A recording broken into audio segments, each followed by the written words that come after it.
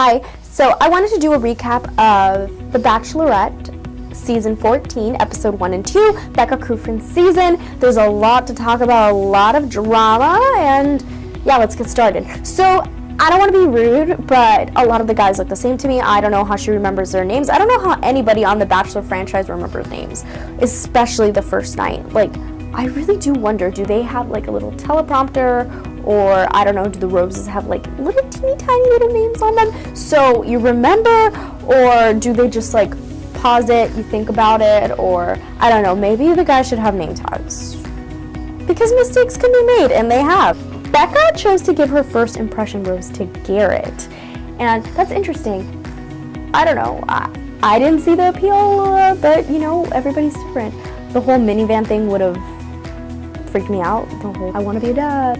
It was just weird. And I know that's just one of their gimmicks and whatever, but she liked it. She thought it was funny, so good for her. I mean, we want her to be happy. I love how Becca showed up in a hot new car to the mansion to start it all off, and you know, she shows up and there are her ABC approved friends, Caitlin, JoJo, and Rachel, previous bachelorettes who are still with the guy from their season, the guy that they chose. They try to send the message that, hey, it works, like, they're still together. Interesting that they're all still with the guy they gave the first impression rose, so that leads you to believe, will Becca choose Garrett, the guy she gave her first impression rose to? Only time will tell. I could have used some more time with them, like, all there, with the saging the house and saging Becca's hand and, like, I don't know, talking about their season and stuff. Like, it was funny and cute to watch. It was better than all, like, the stupid, like, diary sessions that they add in that you're like, okay, are they going to be done talking? Becca didn't like Joe, the grocery store owner. I mean, I think he's a fan favorite all across America. Maybe she wasn't into the Chicago accent, or I don't know. I don't think he came off really strong when he was meeting her. I think he was a little nervous or a little shy. Or maybe she just didn't like him. It seems a lot of people are for him, so I'm sure he'll find a happy ending and probably be on Bachelor in Paradise. He went home the first night just like Camille, the social media participant. Interesting about Camille, he just started off on the wrong foot when he showed up and he was like, told Becca to walk to him and be like, oh, in relationships we should meet halfway, 50-50. And then he's like, oh no, we're gonna do 60-40. Like, does he not realize he's on The Bachelorette? I mean, it's all about her. And obviously it failed because she sent him packing. This first night, you see all these personalities shine through and you kind of get like your first impression of all these dudes. And sometimes it holds through, and usually, like, if you like them, you'll continue to like them unless they mess up, or if you hate them from the beginning, you usually continue to hate them. But I don't know, some of them make these impressions and I'm like, what does Becca think of this?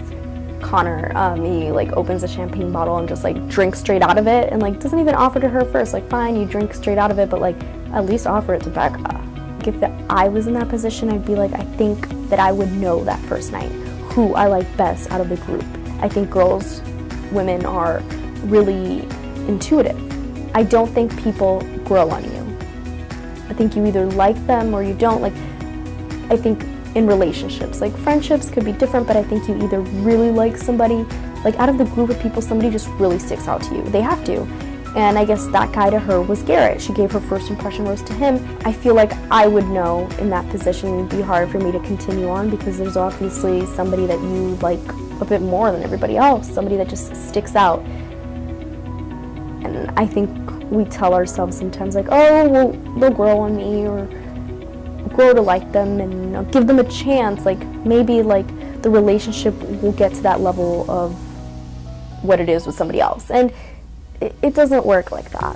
Where's this Venmo creator dude? John, like, I don't even know what he looks like really, or I don't remember who he is, but I know I heard creator of Venmo and I stopped right in my tracks, looked up and I was like, what?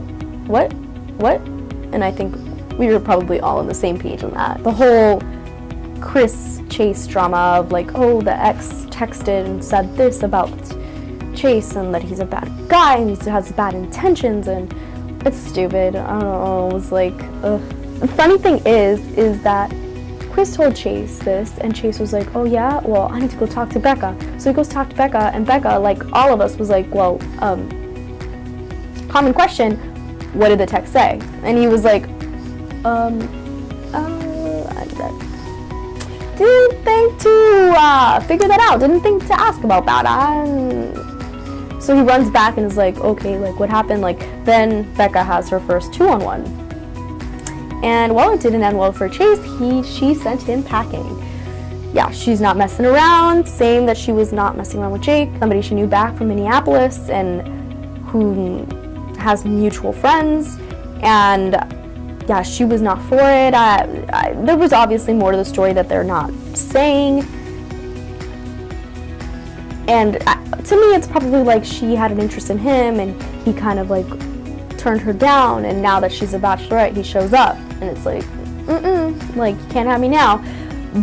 ABC loves to bring on blasts from the past, and it never works out. They did it to Nick with that lady, I don't even remember her name, from some wedding, whatever. And they did it to Rachel with that guy from camp who was younger than she is, and she wasn't for it, sent him packing, and they did it to Becca, and Becca's like, no. You do it for some added drama, but I don't think it would ever really work out. I mean, what would be the point? They bring somebody on and then they end up choosing them? Okay. Could have done that without the show. For me right now, my favorite is Colton. I think Clay is also a sweetie. Do I think they'll be the chosen one? Probably not. A lot of drama is surrounding Colton, considering he's apparently a virgin and dated her friend Tia, who was also on The Bachelor. Same season, Ari season, whatever.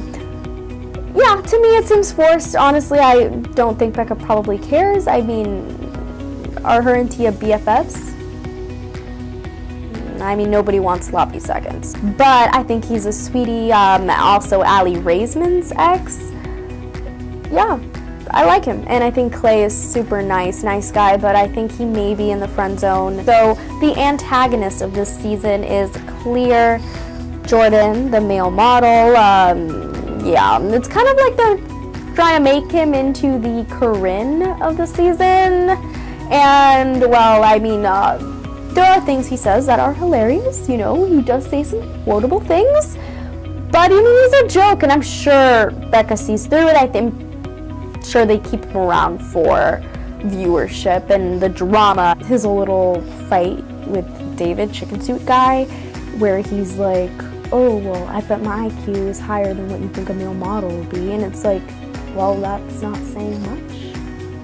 And the whole thing when he showed up with his suit and he took 6 hours to pick out his suit and he thought nobody else would be wearing a gray suit. Come on, that's like pretty popular. I mean, it's a pretty popular suit color. It's not like he showed up in a blue or a pink. The whole shoe thing where they made like a tapping sound and he said that was like the heartbeat of a gentleman. And it's like, Becca noticed it and Becca was like, interesting shoes. So it worked. Doubt his modeling career is going well in whatever town he's in Florida. I mean, it's not like he's in LA or New York or Paris or Miami even. I hate the whole costume thing. The chicken suit, I think it's ridiculous. Rachel kept Penguin Dude on for a while. And I mean, chicken suit guy's still there for Becca. I don't know. I would think it's strange. It would be like, oh, like, why are you trying to hide behind a suit? Are you ugly or insecure? Or I don't know. I wouldn't find any appeal in it. It's kind of like those guys that post pictures of cars or just of them with their friends or like faraway shots or body shots and just like they kind of hide their faces because they're ugly. And like, I mean, we know it's because of that. We see through it. I like to point out there's a lot of really smiley dudes. Yeah, they're just the ones that are kind of always like yay, I'm on TV. The whole Lincoln and what's his name? Connor. The whole Lincoln and Connor picture frame drama or whatever, where the guys feel, and especially Connor, feel that Lincoln is flaunting his picture of him winning the competition and his picture with him and Becca, and he doesn't like it, so he throws it in the pool. Yeah, probably not a good idea, considering he's probably not on the best standings with Becca. Lincoln, like the whole drama that's going to be surrounding him with him being manipulative and whatnot. So, yeah, when he talks about what it was like kissing her and how he like cries about the picture, and when he comes home from the group date and he tells all the guys and everybody's like crying over like a broken picture frame, like you could literally print it out and put it in another frame. That's why I honestly think The Bachelorette is funnier and more enjoyable and entertaining than The Bachelor, because having 28 dudes, their pride and ego getting hurt and them crying and well, it's just like a big mess, and it's all the testosterone. It's hilarious to watch. Episode 2, Becca's first one-on-one date with Blake. It was fun to watch, where she took him to the warehouse and they were just bashing everything that had to do with Ari. The couch, he broke things off with her, his race car. It was just the champagne bottles. It was funny. But, I mean, in real life, and I know The Bachelorette is not real life, obviously. Bachelor world is a world of its own. But if that happened to any of us, and the person we were going on a date with said, oh yeah, we're gonna go to this warehouse and just smash thing that has to do with my ex, you probably wouldn't see them again. I don't think there'd be another date. But he was super optimistic about it, another really smiley dude. You see the chemistry between them. I think he's definitely a front runner. He was the same one with the horse and the ox, and yeah, so yeah, I think Becca definitely likes him. That's why she chose him as her first one-on-one. The group dates. These things sometimes are really funny to watch. I mean, I like the whole drama part of it, but like these whole little like stupid little competitions are like, okay, let's get it on, like whatever, like finish it, wrap it up. The obstacle course one gave me a lot of anxiety because they had their suits and they were all nice and like getting all dirty, and it was gross. The dodgeball, I mean, it's not fun to see a whole group against one. I mean, Leo stood strong against the green team in dodgeball, but yeah, it wasn't fun to watch. And it just seems like all these seasons, it's just pretty much verbatim speech from the one prior to it. It's just the same thing, the crying, I don't know if I'm making the right choice, or I didn't have enough time, or my relationship, I'm worried, and this person's more ahead, and I'm not at that point, and it's just like over and over again. So it's just kind of like, oh, when they talk, it's just like my mind blocks it out. I wonder if it's ever going to get to a point where the producers just run out of ideas, where they're just like,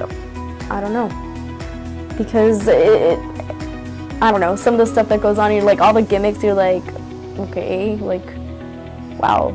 So thoughts on this season, I'm looking forward to it. It's already entertaining. I do think a lot of it is forced, like it always is. Sometimes there's shocking things, like last season, Ari's season, where that whole thing with Becca was obviously shocking and disturbing to watch.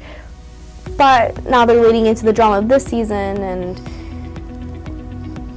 we see the little preview to what's to come, and Becca's like, I don't want to make the same mistake as Ari. Hilton's a virgin, and Lincoln is a manipulator, and all this stupid guy drama. I mean, it should be interesting. I'm excited. I'm excited for episode 3.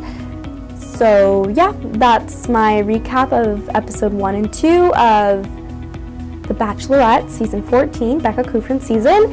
And yeah, more to come. Yep. So I hope you enjoyed it.